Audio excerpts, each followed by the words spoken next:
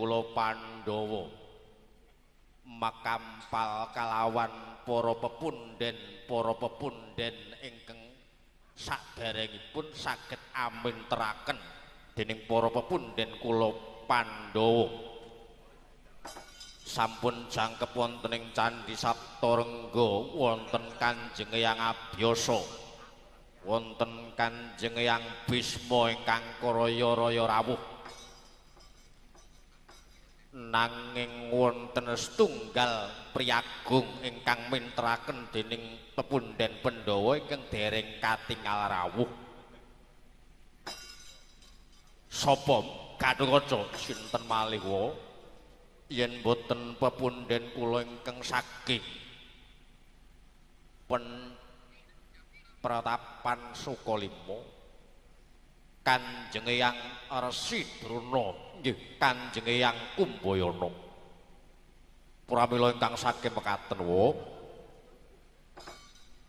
kula nyuwun idi palilah dumateng paduka Kanjeng Uwa Prabu nadyan tamung sagebyaring tadhit paribasani dipun keparengaken Kanjeng Eyang Resi Durna kula kaboyong wonten Candhi Saptarengga makempal kelawan para pepunden Pandhawa dalah para sepuh pinisepuh Kanjeng Wawarabu Wiladalah. Dadi pepundenmu Pandhawa dina iki mana ngumpulake para sepuh pinisepuh kalebu Kanjeng Eyangmu Resi Durna inggih merga sing kawogan niku mana eyangmu kang saka Pratapan Sukalima Pandhawa iki mana ora penang mutusi mula njaluka dhewe nyuwuna dhewe gelem apa orane diboyong ana ing Candhi Saptarengga nggih yen to pancen kados boten kula saderengipun nyuwun pangapunten ngiwaken dumateng paduka Wawarabu ya kono enggal rembukan kelawan eyangmu oh Kanjeng Eyang Kanjeng Eyang kula ingkang saking Sukalima monggo Eyang paduka dinten samangke dipun tenggo dening pepunden Pandhawa makempal kelawan para sepuh pinisepuh yen boten paduka Kanjeng Eyang Resi Durna makempal kelawan sepuh pinisepuh tangeh lamun para pepunden kula Pandhawa benjangipun badhe nemahi kamulyan jati ya monggo kula dherekaken lole Adi Suni apa Wakne Durna aku kudu kaya ngapa iki konangan jelas konangan Wakne Durna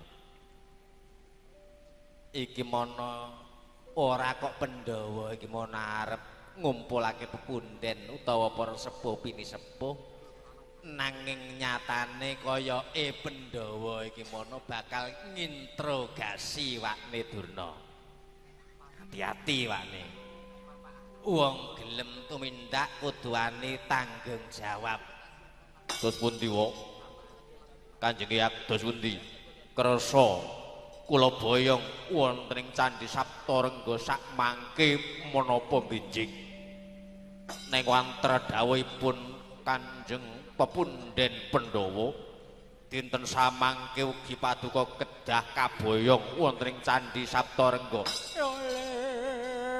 lole Gatotkaca wonten timbaling ngadhawuh ngertenono ya nggih ora kok pun Bob eyang iki mono ora gelem kaboyong ana ing Candhi Saptarengga iki mono ora wong iki mono saka keparenge para pepundenmu Pandhawa wong Pandhawa iku ya muridipun eyang ning aja dina saiki apa besok lawase saulan ya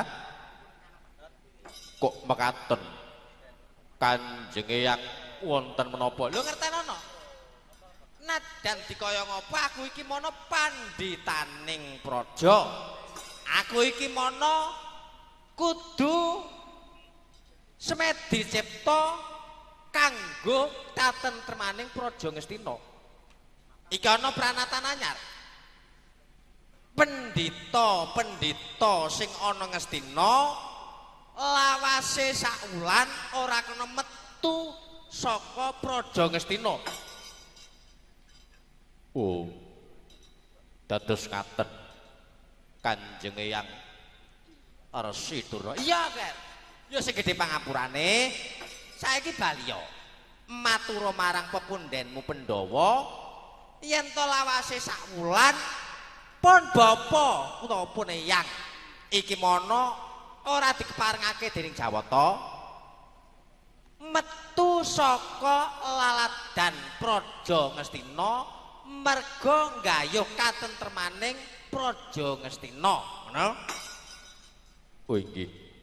Yen to pancen kados mekaten dados estunipun paduka boten saged kula boyong. Ora kena. Ngentenono saulan kas. Entenono saulan kas. Lagi bisa mboyongipun Eyang, Ger. Nggih, yen to pancen kados mekaten mangke badhe kula aturaken. Wa Prabu Duryudana apa? Gatotkaca bakal matrapa ning ngarsaning Punwa. Ora dene Kanjeng Eyang dereng kersa kula boyong. Samangke kula nyuwun pamit bali wonten ing Candhi Saptarengga panggenanipun pepundhen kula Makempal. Yo, yen to pancen kaya mangkono tak pangestoni. Yen wis tekan Candhi Saptarengga salame Punwa aturna ning pepundhenmu Pandhawa. Inggih. Mangke badhe kula aturaken Eyang kula nyuwun pamit. Ya, sing ati-ati Nger Gatotkaca. Eyang Sengkuni kula nyuwun pamit. Iya Gatotkaca sing ati-ati. Wonarpati Basukarna kula nyuwun pamit. Ya Gatotkaca. Sak lakumu ora ana alangan sawiji apa. Bagong ayo mulih. Gong.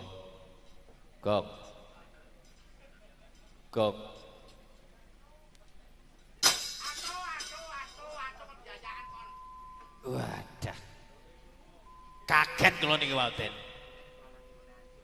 Enten apa niki wau? Mosok ngarani timun Mas Timusman. Ayo bali. Lho gaweane iki pun rampung iki. Wis Bagong. Ndara Penemban Saka Lima, Ndara Resi Durna kersa dipun boyong. Lah mau awakmu lapo kok nganti ora weruh sing dirembug sajroning pawiyatan. Keturon. Kaya ngene kahanane iko berturu. Ya napa wong ngantuk niku mboten gagas nggon. Wong ngantuk niku bebas. Lungguh niku lho saged turu kula niku. Ya napa? Eyang Sukalima, Eyang Durna. Lawase saulan iku ora kena metu saka nagara Ngastina merga bakal gayuh katentremaning praja Ngastina sakukuban. Sampeyan niku nggih ngandel. Iya Bagong, wong nyatane pancen jejibane kaya mangkono. Mula aku iki dadi wong Amarta ora kena nduwa apa kang dadi peranatane wong Ngastina. Sampeyan niku diapusi niku yayo-yayo tok niku napa garai? Sampeyan niku wong pinter tapi dibejuki kok ya ngandel ae. Lho. Aku dibejuki apa, Bagong?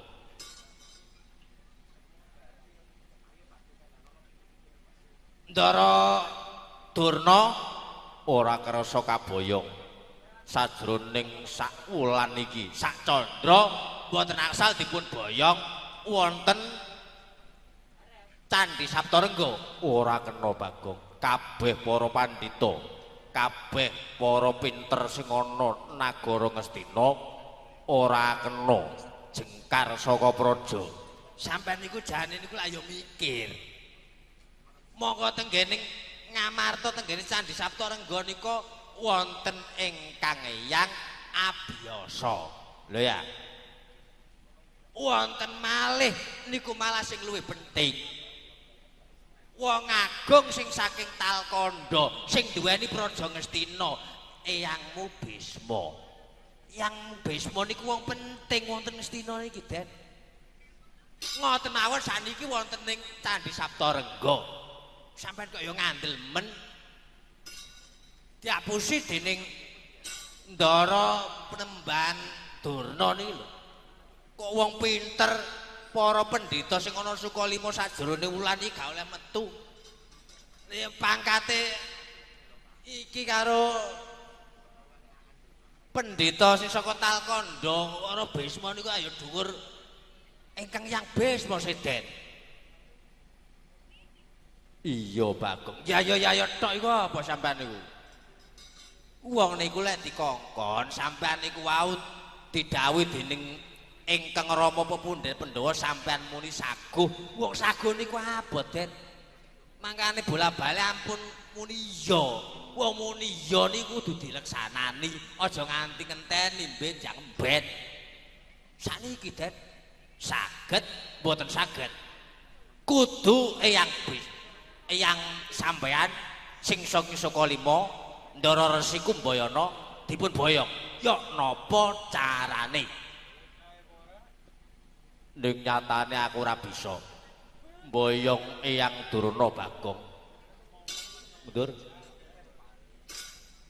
Mundur arep apa, Bagong? Mundur niku bagus tapi niki sampean niku lho kurang ajar. Aku iki mono pendaramu ora dok gak patek main pikirane. Aku iki ratu, Bagong. Aku iki ratu mbok ungkuri. Nyuwun ngapunten, Den. Nyuwun ngapunten kula niki mboten jarak ning kula niki badhe njejegno adil. Den. Iki mung nglurusake kahanan. Kula nyuwun wekdal sekedhik mawon. Gawe ontran-ontran Praja Ngastina. Giantung ngono tengahing alun-alun mboten. Kula niki masih wong bodho, masih wong desa, kula niku roh cacakan. Dadi kula mboten badhe ngawur. Tik ben ngono. Rada ado rek. Ana kene, Bagong. Ndur iki. Ana kene, Bagong. Mundur sithik. Ora ana nggone, Bagong. Ning kono ae.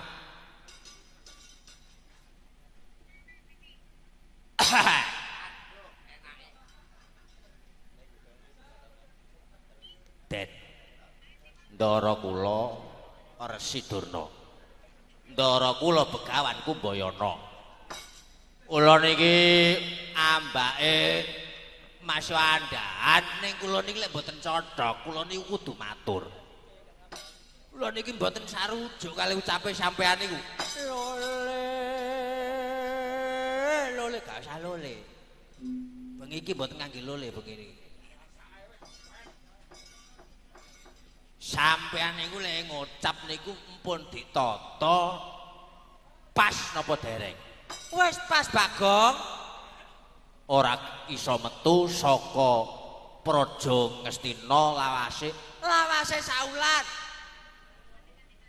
Kabeh para pendhita, kabeh para wong pinter kudu maneka ana ngarsaning dewa, manggon ana nggone dhewe-dhewe. Lawase saulan ora kena metu saka Praja Ngastina. Lah Penemban Bisma kok teng mriko saniki. Ayo. Penemban Bisma niku sing duwe Ngastina, Mbah. Saniki niku lho, tenggene Candhi Saptarengga saniki niku. Lah kok sampean iki nggih karangan sing aneh-aneh sampean iki. Dados sampean niku ampun atik mukir. Mboten kathik ngangge alasan, gelem mboten gelem. Saniki monggo wonten Candhi Saptarga. Sareng kula kalih Ndara Ganukaca. Yen nganti aku ora gelem Bagong, yen nganti aku ora gelem, Yen nganti sampean boten purun, kandhang sing nggo majaran niku kula obong. lol, gathik lole. Oh. Temen kula obong. Nek perlu Sukalima badhe kula ubrak-abrik pertapane badhe kula bubaraken merga pendhitane iki mono anggone ngendikan menclah menclehe. Menclah mencelih. Nggih. Aku kudu kaya ngapa Bagong? Gelem tak boyong ana ing Candhi Saptarengga. Yen aku ora gelem Tekek urip-uripan. Oh, pilih pundi sampean? kados pundi ngger anak Prabu Duryudana. Yen namung sekedap kemawon mboten napa-napa. Lho, Sinuwun Prabu Duryudana ngidini. Sinuwun Prabu Duryudana ngijini, memberi izin, memberi lampu hijau. Dadi sampean gelem mboten gelem saniki monggo budal wonten ing Candhi Saptarengga. Iya Bagong, aku melu awakmu Bagong. Ngono lho ngomong iku. Nek ora gelem dialus dibuleti. Dene kula dibuleti gak ketemu nggone pancal dase, gak ngoten nak. Waduh, kaya mangkono Bagong.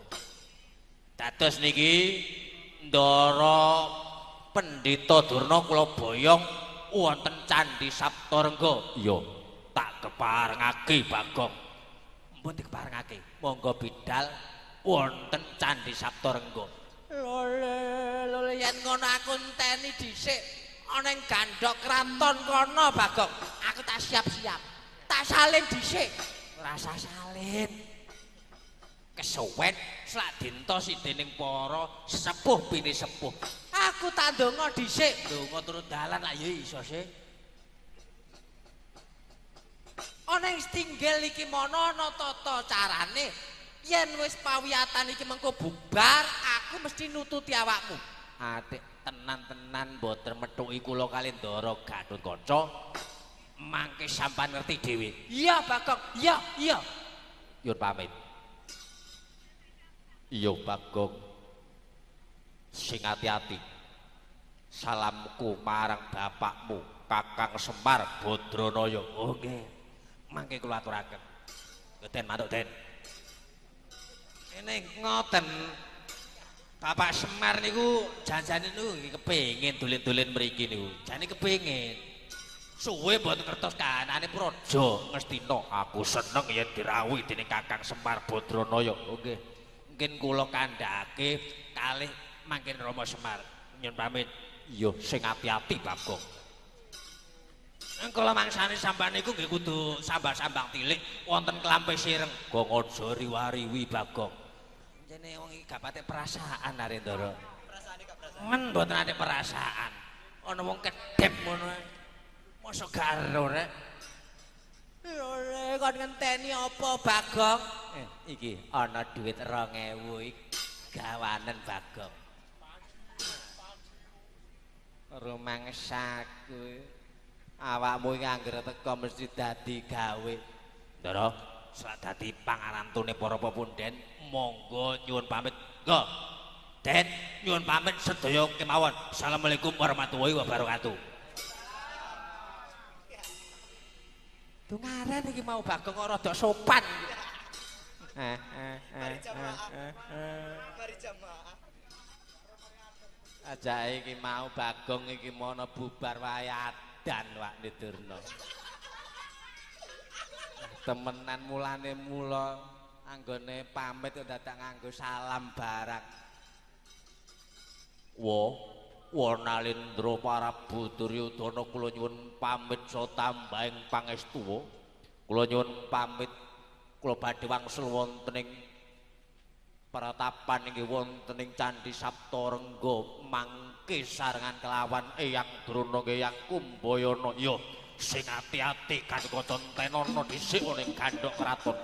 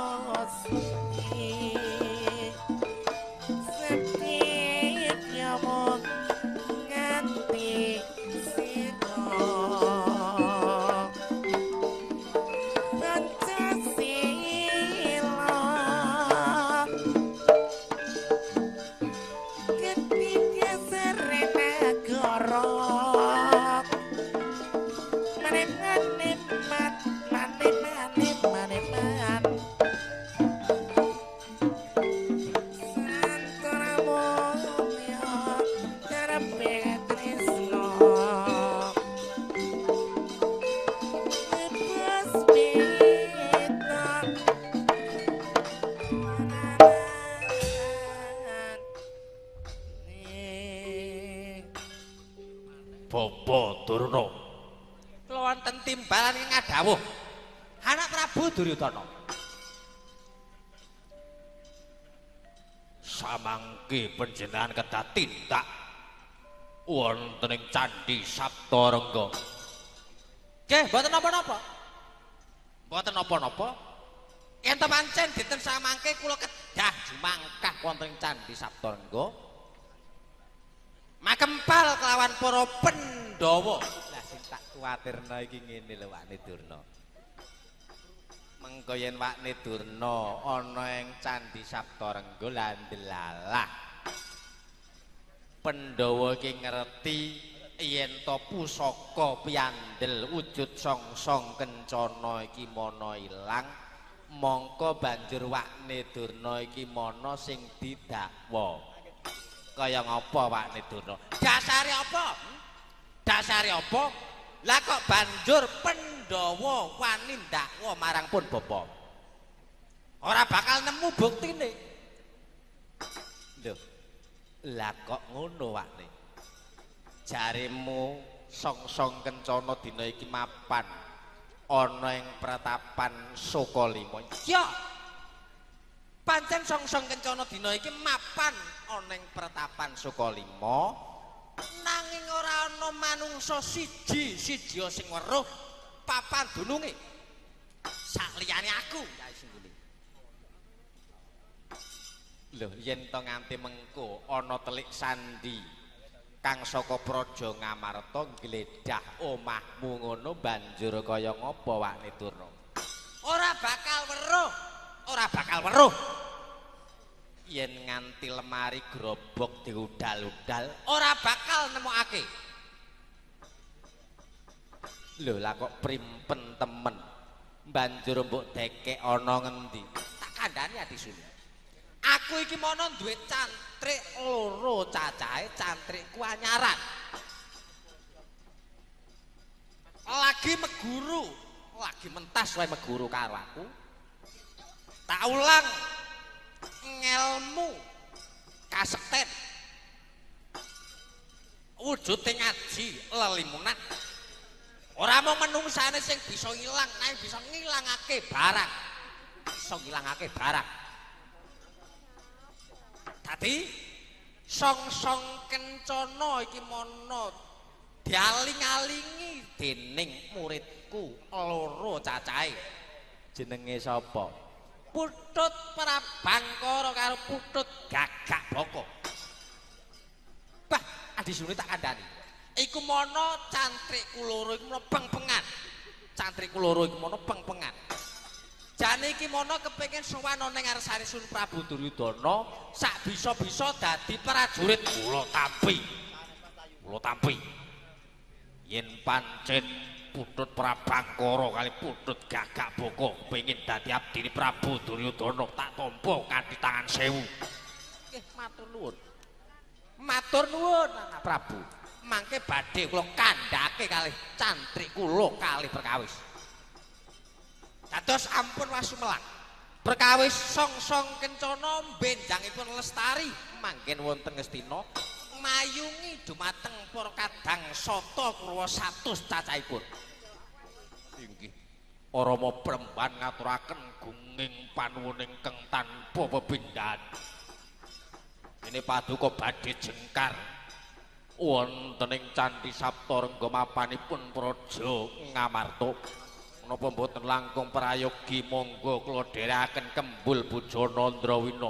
Perkawis mangan enak ketemu ingking.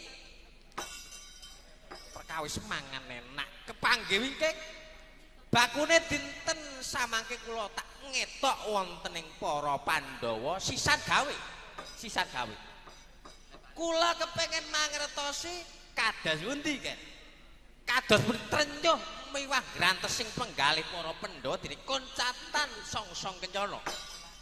Inggih, yen to pancen kados mekaten paduka Bapa Durna kula aturi atos-atos inggenipun tindak. Inggih. Kula badhe ati-ati prayit nampun ngantos kawis tinggal dening para Pandhawa. Kakang Dikswangkarna, kula wonten timbalan ngadhawuh. Kyai Prabu Duryudana kados pundi? Tindake Bapa Durna prayoganipun dipun ombyongi dening wadya bala ngantos tapel wates praja Ngastina. Nggih yen to pancen kados mekaten jejiban kula mangke badhe kula tindakaken Paman Patih Haryo Sengkuni. kula wonten timbalan keng adhawuh Kanjeng Sinuwun Bubarna kang padha sibuk ingsun arsa kundur hangdaton. Paripurna dawuh pangandikaning Sang Prabu Duryudana ing mangke sigra njog saking palengganing kang katuju nenggih sanggarep patunggon dasaring Nalendra ingkang berbanda berbandu mangkono ngerancak lampahipun.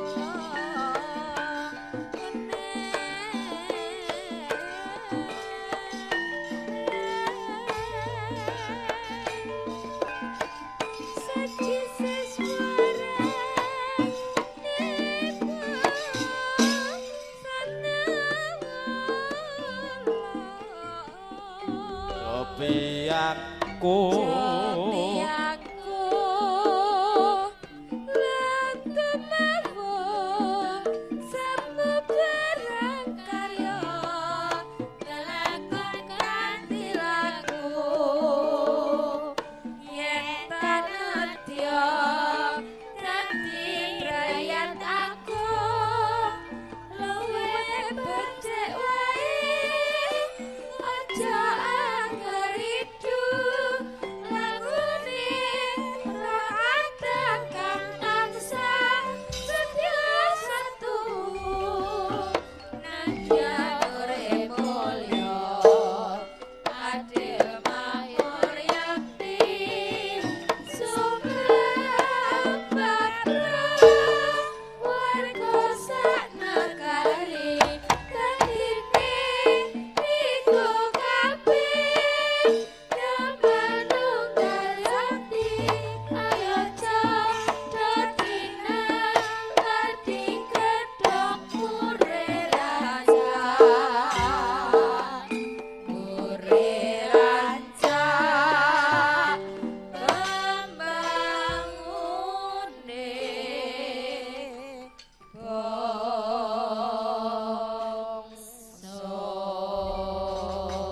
tonjing bidal gumuruh kumureng pramadya bala saking sajroning raja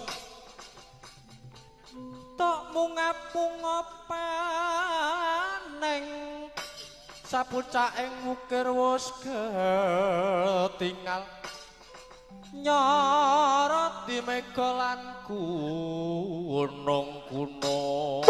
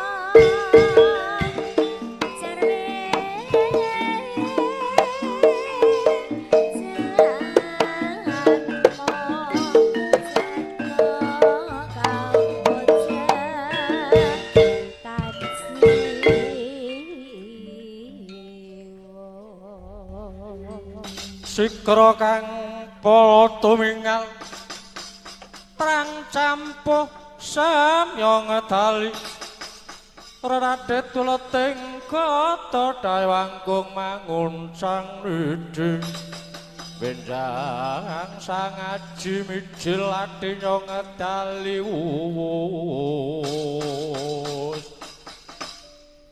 Bapa Durna Paduka guru kula ingkang kula subya-subya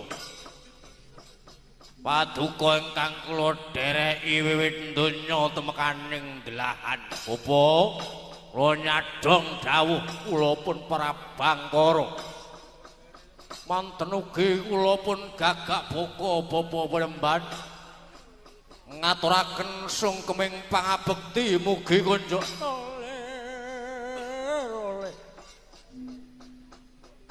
putra siswaku kang banget tak tresnani Gagak Baka karo Prabangkara iki mau aku mentas saka pawiyatan ana bab sing ora kepenak kulane awakmu sak kembaran kekarone tak kongkon supaya mrene ana gawean sing kudu mbok tetepi gaweanipun menapa Kanjeng Bapa Penemban kula atur enggal paring dawuh awakmu lak ngerti dhewe nalika semono kowe sak krara tak kongkon nyidra wujuding sang-sang kencana inggih saiki kula lebetaken wontening pertapan Sukalima manut dawuh parentahipun Paduka Bapa Penemban nanging ampun wasumelak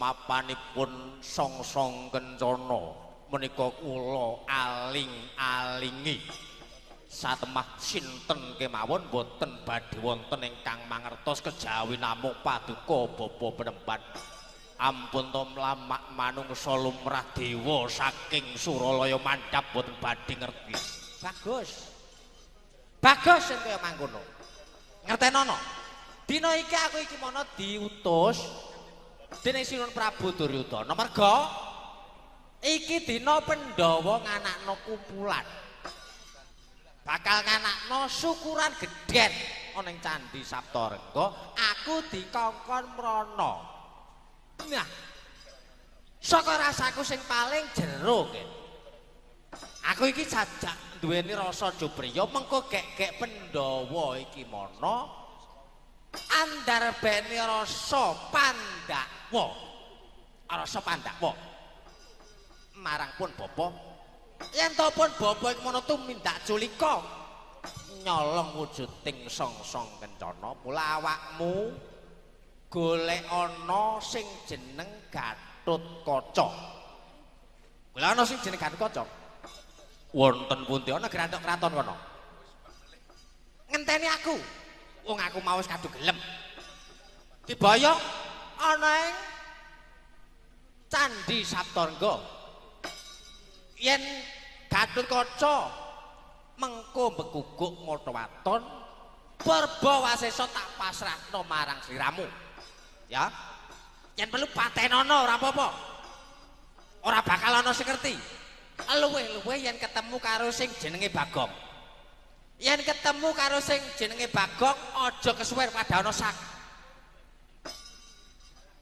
lho lha kok dipun wadahi sak mangkel aku mangkel engko yen ketemu Bagong pada ana sak wis tak ibune ben mateng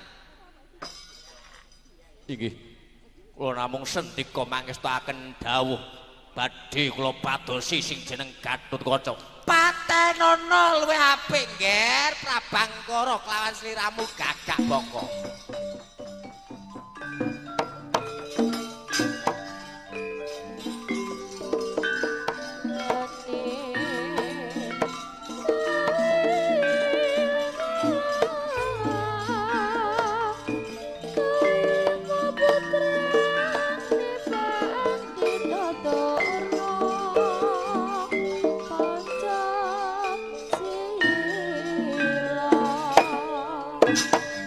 Sana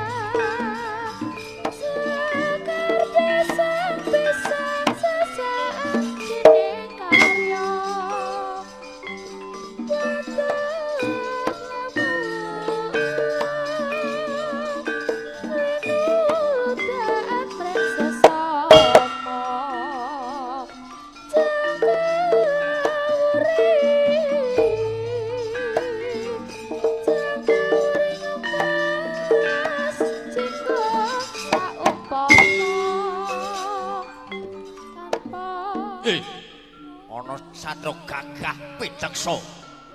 Selawasang manggon ana kene lagi weruh. Wah, nyermomong dadane. Padha. Aku selagine urip ya lagi weruh. Manungsa sing ana ngarepanku iki. Sapa sliramu? Aku sing pengen takon sliramu sapa? Ya lungguh sing kepenak. Engko ayo padha pitepungan. Ya.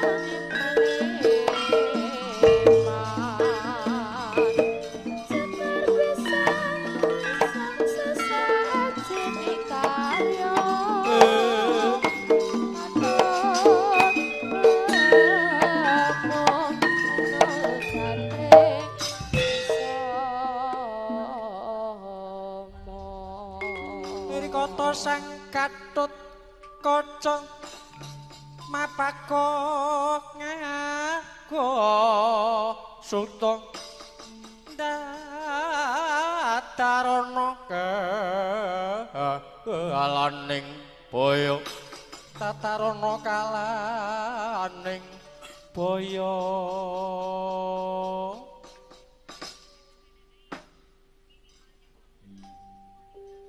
Wadah tungaren suluan porongan barang ten sambane. Nek gak lali ngono ta ya apa? Sak kepethuke Bagong. Iki ana wong sak kembaran. Slagane ora ngepenaki. Sing ati-ati Bagong. Aja nganti adoh saka aku. Yen nganti ana apa-apamu aku ben gampang mitulungi. Siap. Saya niki lare niki preman niki. Lek pendirangane mripat niki jelas. Nek niki ajenge lho gendak sikara kalih ndara kula. Kisanak sliramu iki sapa?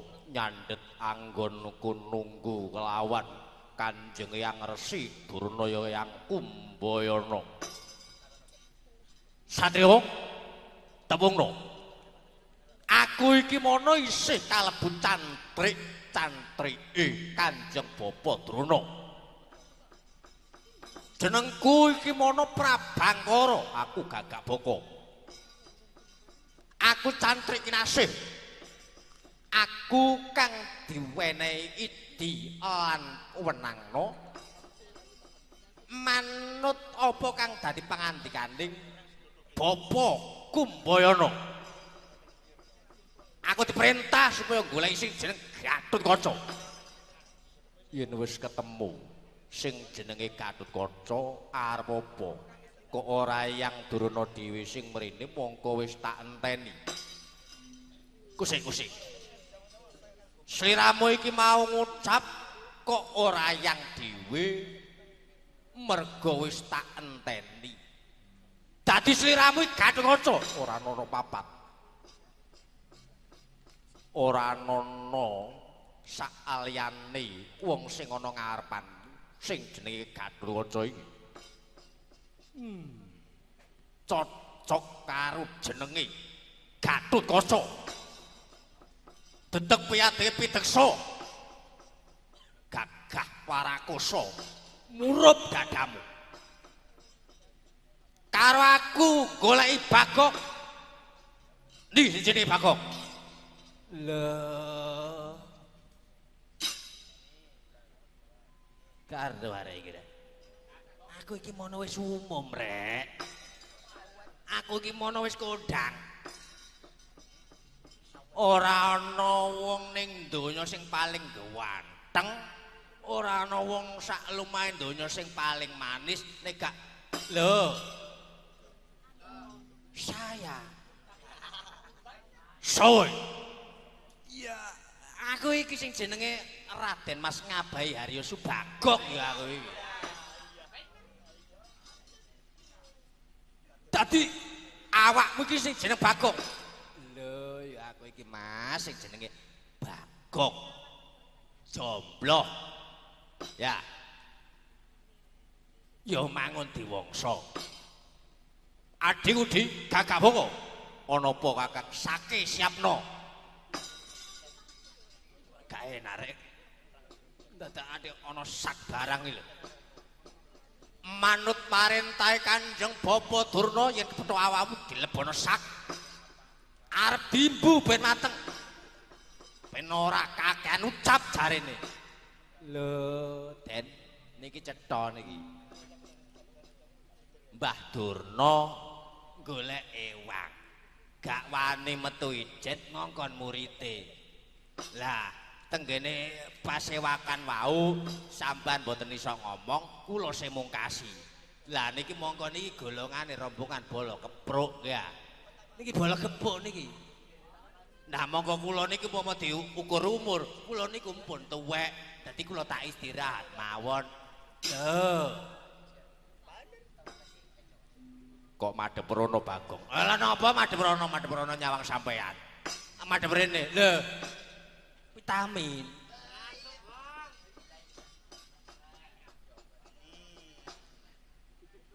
Aja madhep rono Bagong.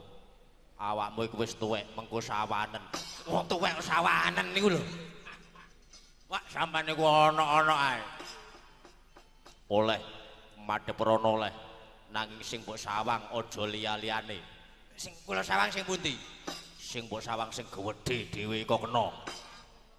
Lah niku wareg sak umur-umur kula niku nggih. Areh sawetara Bagong. Iki pancen slagane ora kepenak. Mula aku kudu ngati-ati aja nganti lirawa marang sesangkeman. Prabangkara. Apa Gatotkaca? Kanjeng Eyang Durna ana ngendi? Tak enteni tak boyong ana ing negara Ngamarta jupuk ning Candhi Saptarengga. Ngertenono. Ngertenono. Sadroning pasewakan mau pancen Bapa Durna ngendika iya. Nanging mung kanggo ngenaki rasane wong akeh ben ora dadi rame sadroning pasewakan. Nanging iki wis njaba pasewakan, ora ana sapa-sapa. Prajurit kabeh wis padha nindakake pakaryane dhewe-dhewe. Sing ana mung aku, adikku, awakmu sakloron. Manuta. Manglunga janggamu tak tugel gulumu. Kuwi lha dalah.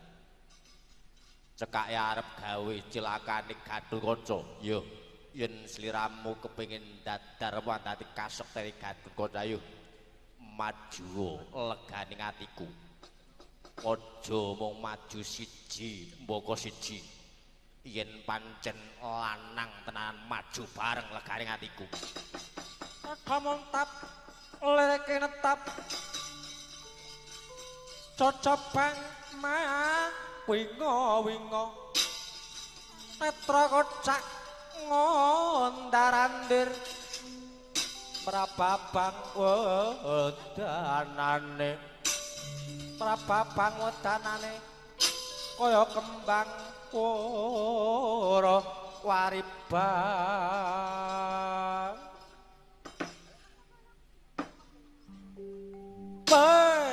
ladalah Gatotkaca anggep mobom rawat aku krungu kondangmu.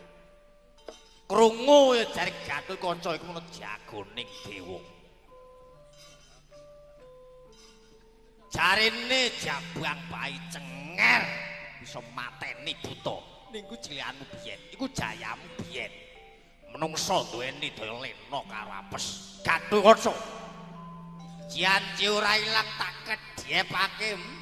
Tebak diadam lakon rampung nyawamu. Suwet. Ngoten lho, Den.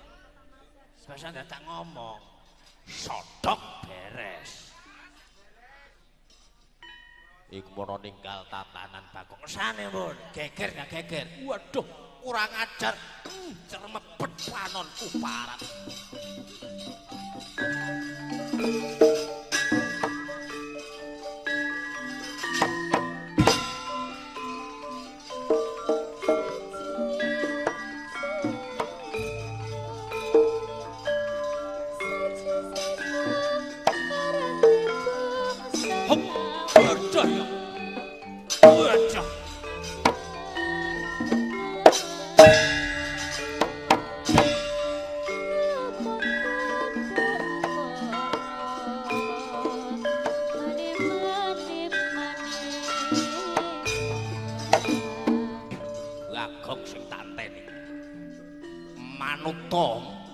Manuto lakon tak tugel gulumu tak gawe pengewan-ewan iki ya ngono kurang ajar glotok didhisikno Bagong tanding ngono kurang ajar rampung nyawamu parat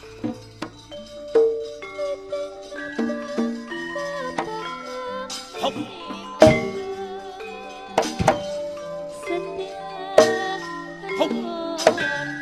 waduh, sekti ya Bagong.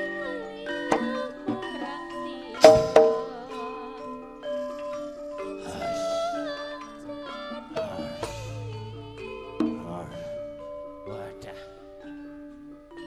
Anggitku iki oleh tak empet sing ketok sekti-sekti ya. Wadah jejeg padha karo wadah ketiban. Ketiban saka arek. Wadah nek gak ndelik blaen iki.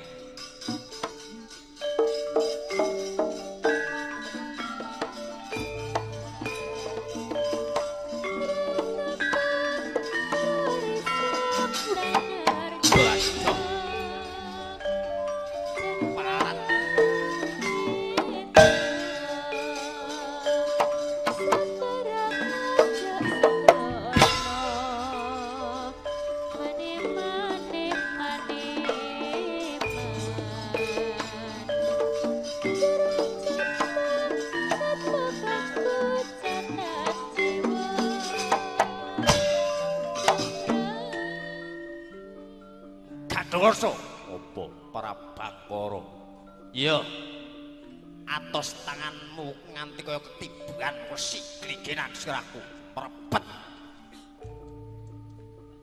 maju yen kepengin panjang umur minggato saka bumi Ngastina wah sumangkang tembungmu parat sudik mundur yen isih ngadeg jejeg ana ing ngarepanmu bagus adu karusan tak tandang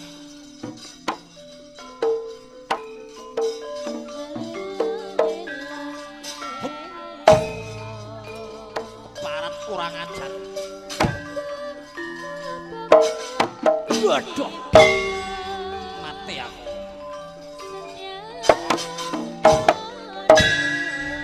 yadah ya kurang ajar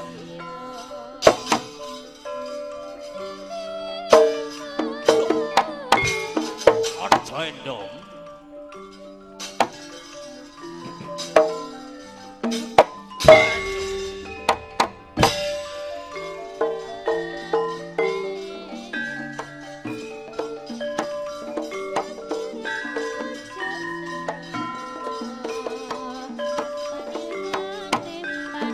waduh mati aku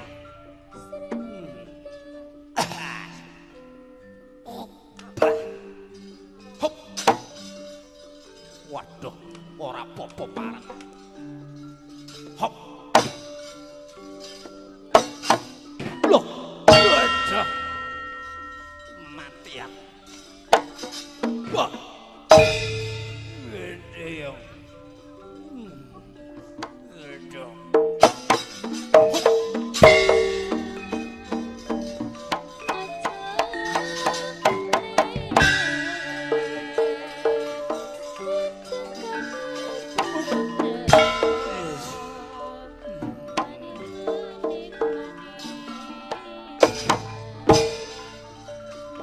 Oh, alah.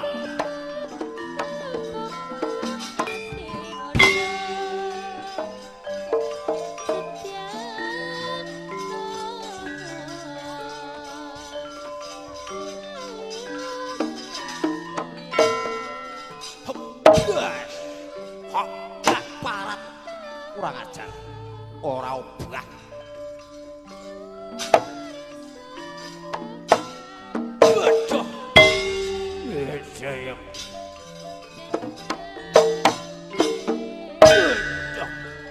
mati aku wah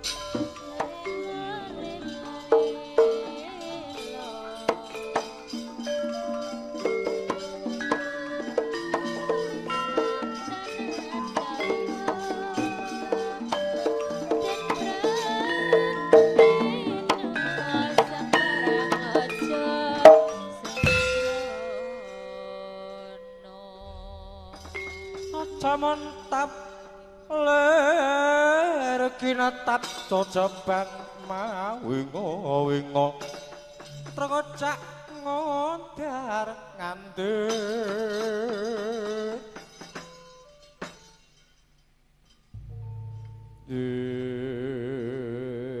dawah kajengkang nenggih putut Prabu Angkara tanding lawan Raden Gatotkaca.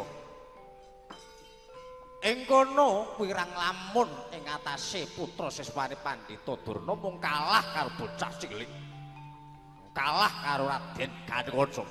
Pramila ing kono lajeng gentapaken kegiatan ngembelo sirahe majeng rembyah renyah arek maneh yen Cinandra kaya di Bathara Kala ingkang arasa mangsa jalma.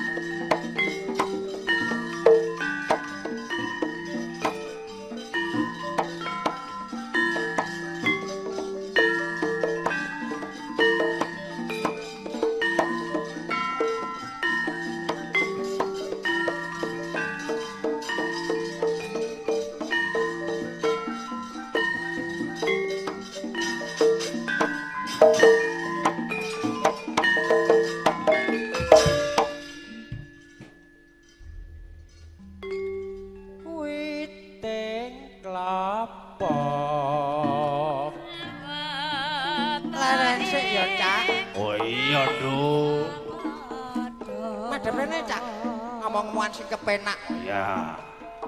Gak sana sing perang, babano sing perang. Ngono ya, Nduk. Iya, Cak.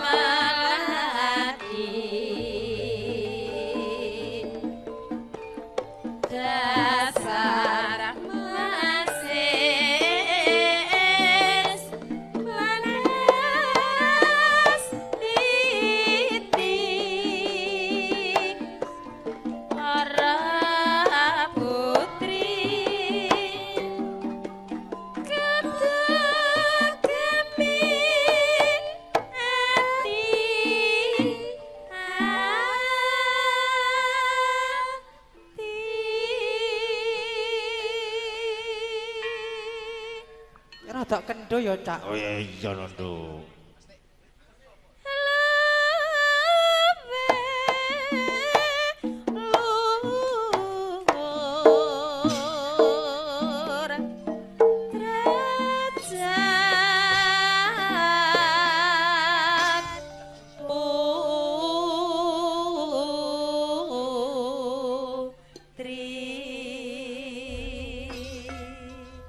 Ndu. Apa, Cak? Awak dhewe iki mono ngetutno Ndara Prabangkara karo Ndara Putut Gagak Baka. Awak dhewe iki mono minangka abdi. Ngetutno ndaramu prageyeger kae, Nduk.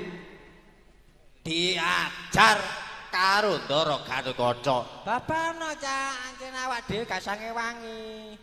Babano ndaramu Prabangkara cek diajar karo Ndara Gatotkaca. Lho, lah masalahe apa, Nduk? Aku bosen arek, Cak. Kok bosen apa sih, Nduk? Anjene ndaramu Prabangkara, ndaramu Gagak Baka wong pengkuh. Awak dhewe iki seprono seprene ngetutno wong gak tau bener arek, Cak. Mesti gedhekno apa kang dadi angkara murkane. Peh dadi murite Pendhita Durna. Peh dadi murite Pendhita Linuwih. Terus, Nduk.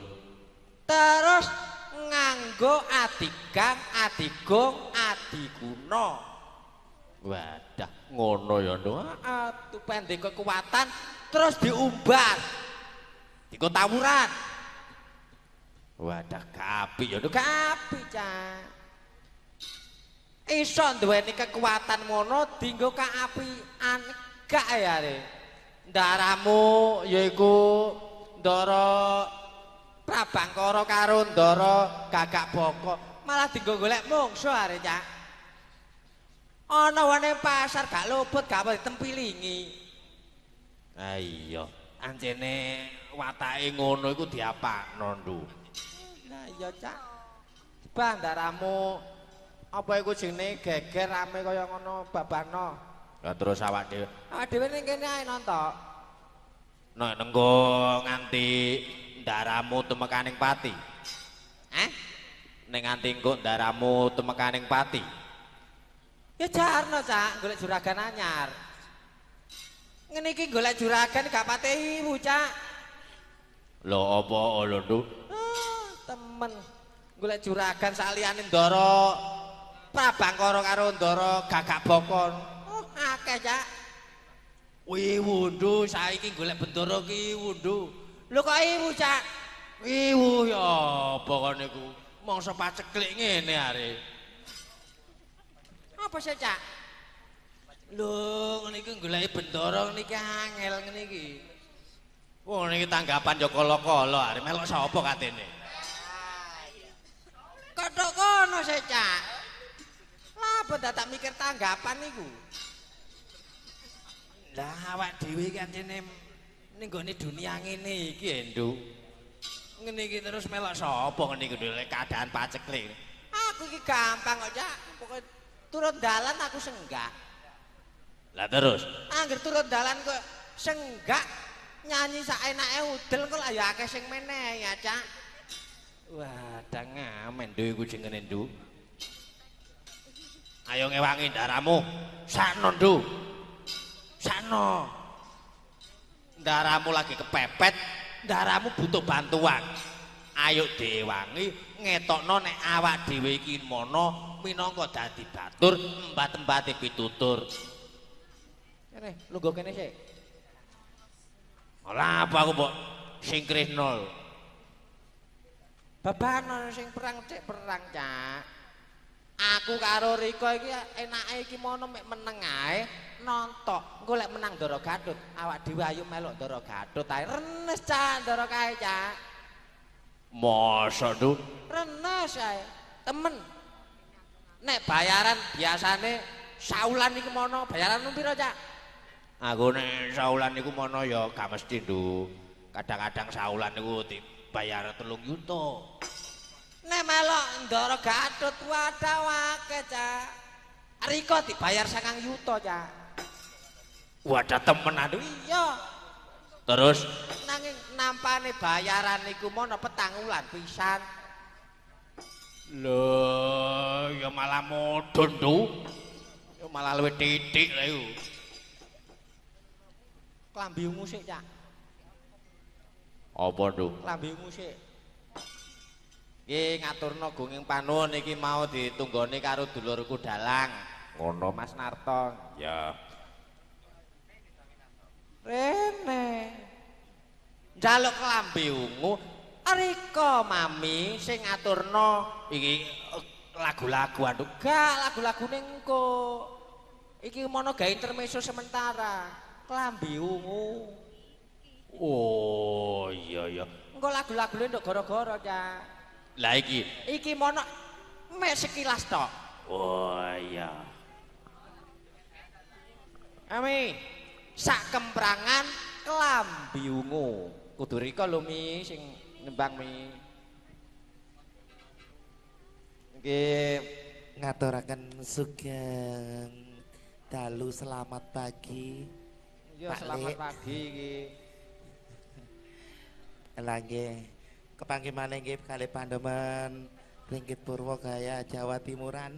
Iki gaya sakarpe dhewe. Sakarepe dhewe Ya. nggih. Ya napa Pak sehat sedaya? Alhamdulillah. Sing ngersakaken klambi wungu niku sinten? Mas Winarto kadangku Dalang. Oh alah niku moko nggih di WA. Pancene jarak tak dekek kene kok. Ngaten. Iki kok cara gak nutut swara wedok nggih, swara lanang gak apa-apa. Aja swara wedok, aja swara lanang. Swara demit. Nah, Lah iya. nah.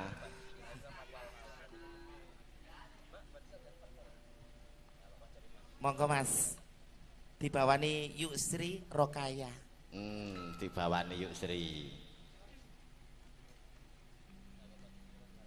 Iki paraga Wah, iki paraga andal, paraga lawas. iya.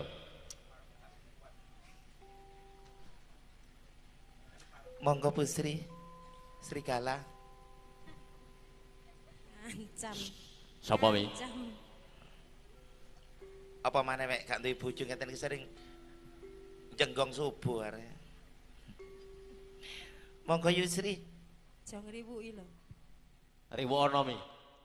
Temen riwu ana. Sok-sok wedok kon awas